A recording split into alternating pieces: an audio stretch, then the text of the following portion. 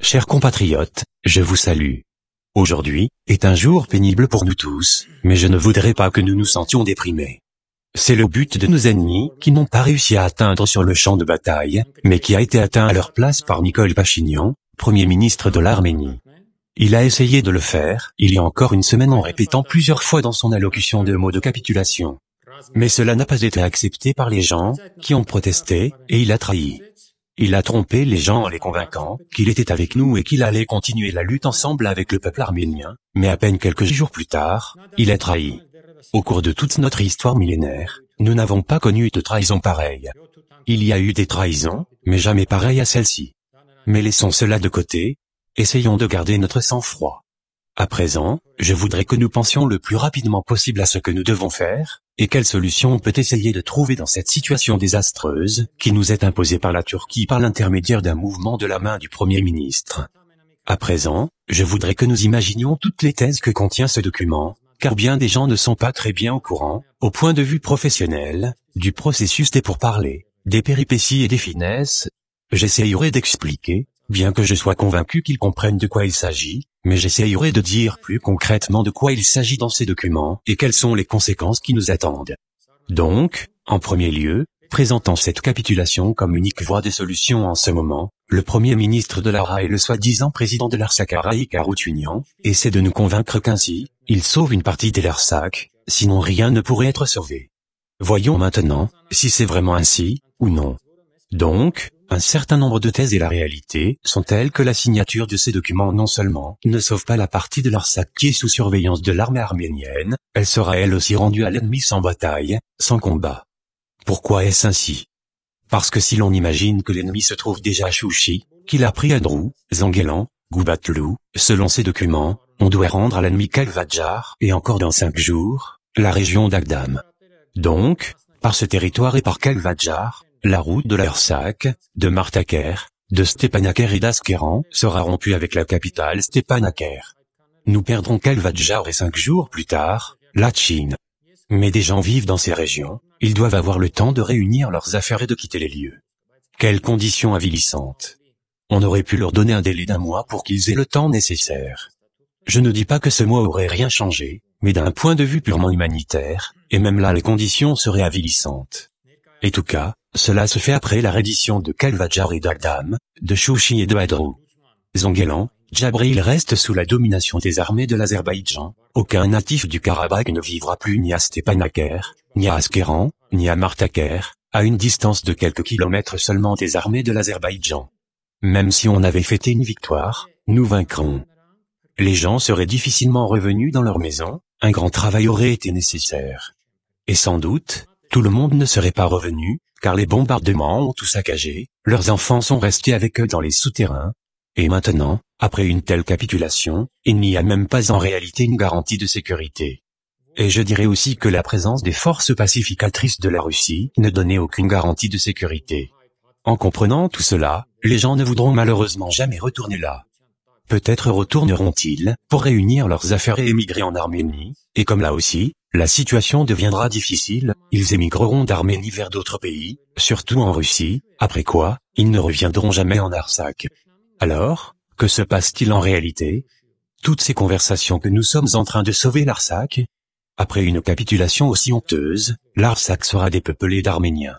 C'est un génocide partiel qui a lieu, une purification ethnique. N'oublions pas que les 90% de la population de l'Artsakh sont déjà en Arménie. Et qu'est-ce qui est prévu par les autres clauses? Voyez, un territoire de 5 km de large est donné au corridor de la Chine qui sera temporairement dans une certaine mesure sous surveillance arménienne. D'abord, ce sont les forces pacificatrices russes qui y seront, mais il est compréhensible que ces 5 km ne résoudront aucun problème, puisqu'ils peuvent se fermer à chaque instant par le feu azéri, ou bien ils peuvent se tenir directement sur la route. Quant aux forces pacificatrices, on dit souvent qu'elles ne sont pas un moyen digne de confiance pour garantir la sécurité de la population, surtout au cas où une partie est forte, l'autre est faible. En outre, d'après ces documents, les forces pacificatrices resteront en Artsakh 5 ans en tout, après quoi, au cas où les deux parties seraient d'accord, la présence des forces pacificatrices russes sur ce territoire sera prolongée encore de 5 ans. Reste à voir quand les Azéris résoudront tous ces problèmes et rendront les territoires. Mais d'après une autre clause, ils pourront amener en Artsakh différents habitants, ainsi que des troupes d'assaut, ce qui leur permettrait de se fortifier sur ce territoire, de remplir d'habitants Chouchi, et naturellement Chouchi n'existera plus après cela, ni les Azéris, ni les Turcs, qui sont debout derrière eux, ne seront pas intéressés de par la présence des forces pacificatrices russes. Selon ces documents, il faut le consentement des deux parties pour que les forces pacificatrices demeurent sur place. Si l'une des parties prévient 6 mois à l'avance qu'elle ne souhaite plus voir les forces pacificatrices et que c'est un trop cher plaisir et l'on ne sait pas qui va payer pour elle, puisque c'est une somme assez rondelette, alors les Azéris s'adresseront à la Russie pour dire merci, le problème est résolu et vous pouvez partir d'ici. Et même si nous supplions la Russie de rester, ils diront non, d'après le traité, nous devons partir. Et nous resterons de nouveau seuls contre les Azéris et les Turcs, et de nouveau, nous livrerons une bataille perdue d'avance. Si aujourd'hui, nous avons de petites routes qui nous unissent encore avec l'Artsakh par Kelbadjar. Nous avons de petites routes vers l'Artsakh. Après, nous n'en aurons plus aucune, puisque Kelbadjar ne sera plus à nous. Et le corridor de la Chine n'aura alors que 5 km de large, un espace risible du point de vue militaire. Résister après cela, montrer une résistance militaire serait superflu, surtout qu'il s'agira non seulement de l'Artsakh, mais aussi du Sionik qui est le vieux rêve de la Turquie et de l'Azerbaïdjan, arracher le Sionik à l'Arménie et être relié patte voie de terre. Et qu'est-ce qui se passera alors? D'après ces documents, les forces pacificatrices partiront. Par ces documents, ce problème sera résolu partiellement et pour une grande part. Et comment sera résolu le point 9 du document? Lisons. Dans la région, toutes les communications économiques seront réouvertes. Après quoi, il n'est plus question que de la République autonome du Nakhitchevan. En parlant de toutes ces communications économiques, on ne parle plus, par exemple, de la sortie de l'Arménie vers la Russie, il est question de garantir pour la République d'Azerbaïdjan la sécurité des transports, à travers par les régions occidentales de la République d'Azerbaïdjan et la République autonome du Nakhitchevan, pour garantir dans toutes les deux directions, le libre trafic des moyens de communication et des marchandises. La surveillance des communications et des transports sera réalisée par les services frontaliers russes. Sur accord des deux parties, de nouvelles routes seront construites pour lier entre elles les régions de la République du Nakhitchevan et les régions occidentales de l'Azerbaïdjan. Il y avait un vieux plan connu d'après le nom d'un ancien diplomate, un Américain connu, qui l'avait dressé en 1992. Ceux qui connaissent l'histoire de ces conflits, selon ces plans, l'Arménie devait céder la région de Méogri aux Azéris, donc, d'après ces plans, par la suite, par des versions aussi douces, le pouvoir serait passé au Parlement et aux forces militaires. On doit lui intenter une accusation en disant, alors, monsieur l'ex-premier ministre, ces points sont en contradiction avec notre entité territoriale, mais votre signature est déjà apposée, donc vous devez être tenu responsable au moins de 10 à 15 ans de détention. Mais je crois que c'est une punition très légère pour cette énorme trahison. Un tribunal militaire doit être créé spécialement pour s'occuper de ces questions et de cette énorme trahison. Le point concernant Méogri est présenté d'une manière si embrouillée que beaucoup de nos compatriotes et de nos citoyens peuvent ne pas le bien comprendre. J'ai essayé d'expliquer ce qui allait se passer ensuite, au cours du mois qui suivra. Et nous pouvons considérer l'Artsakh comme perdu si nous nous résignons à accepter cette situation et ne réussissons pas à trouver une solution. Personne ne retournera et le reste des forces armées qui sont encore là, on ne sait pas s'ils resteront sur place sans habitants.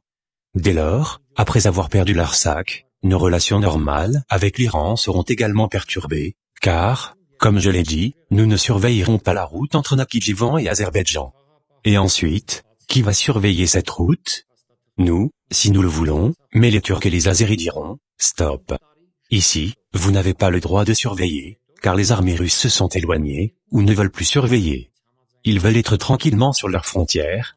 À présent, ce sont les Azéris qui doivent surveiller, car d'après le document, vous ne devez pas surveiller ce territoire et de nouveau, ils prendront encore 5 km de la partie orientale jusqu'à l'occidentale et diront que ces 5 km leur appartiennent, comme disent les Russes maintenant.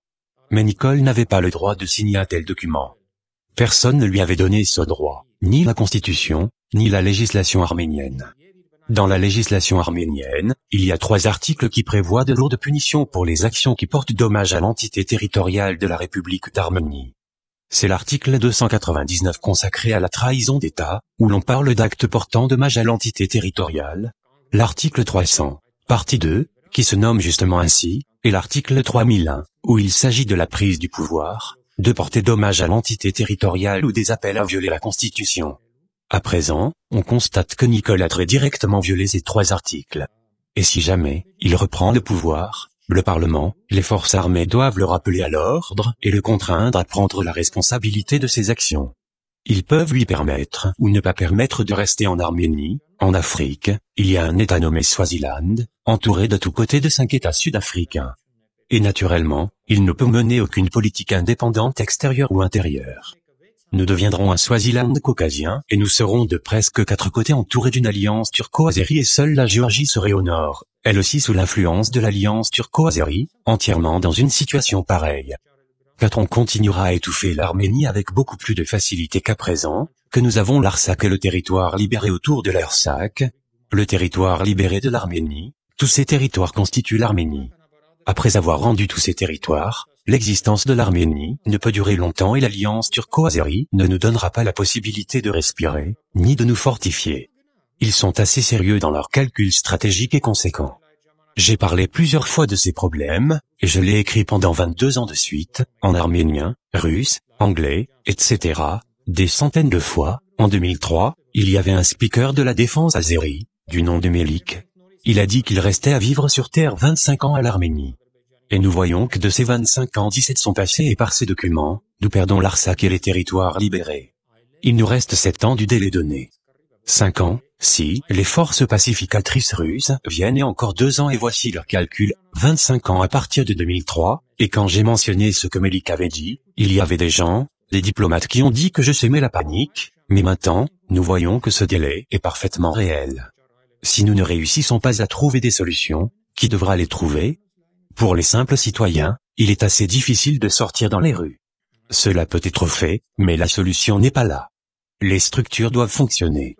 Pour nous, une grande importance stratégique s'attache à la frontière iranienne, c'est-à-dire que sur toute la longueur de la frontière arméno-iranienne, ces routes suivront un même trajet côte à côte. Et ces territoires ne seront pas surveillés par nous, par nos gardes-frontières. Nos armées, notre police n'auront pas le droit de disloquer des armées là, et n'auront pas le droit de stopper et de vérifier ce qu'il y a dans les voitures, que ce soit des armes, des soldats et des terroristes. Cela sera fait par les gardes-frontières russes, et si les gardes-frontières russes quittent leur position, ce qui est parfaitement possible, car, comme nous le voyons, les Russes s'éloignent pas à pas de notre région, ce n'est pas qu'ils ne comprennent pas eux-mêmes quel grand cadeau ils ont fait aux Turcs, on ne sait contre quoi, et pourquoi, c'est nous qui avons reçu un coup, mais ce sont eux qui font retraite pas à pas. Le premier pas est la reddition de l'Artsakh, contre quel bonus étatique ou personnel que les Turcs leur ont promis. Les deuxième et troisième sont à venir dans 5, ou 10 ou 15 ans, ce sera leur départ définitif. Notre commandement, comprenant tout cela, aurait peut-être trouvé une issue et pris tout le commandement opératif entre ses mains. Mais on ne l'a pas fait, et non seulement on ne l'a pas fait, mais aujourd'hui même, nous avons entendu que le ministre de la Défense et l'état-major soutiennent cette énorme trahison. De toute façon, les structures, nos militaires, nos partis doivent penser que l'intention de ce saint document est l'avenir et non seulement le présent. Nous devons tous réfléchir, conserver notre sang-froid et essayer de trouver ces solutions. Bien sûr, cela ne sera pas facile, mais en même temps, nous ne devons pas désespérer, baisser les mains, ce qui est justement le désir de nos ennemis. Voilà ce que je voulais vous dire, chers compatriotes. Malheureusement, il n'y a pas beaucoup de choses positives à dire, telle est la situation, mais ne désespérez pas, continuons à chercher des solutions et peut-être en trouverons-nous, qui permettront de sauver l'Arménie et le peuple arménien. Merci.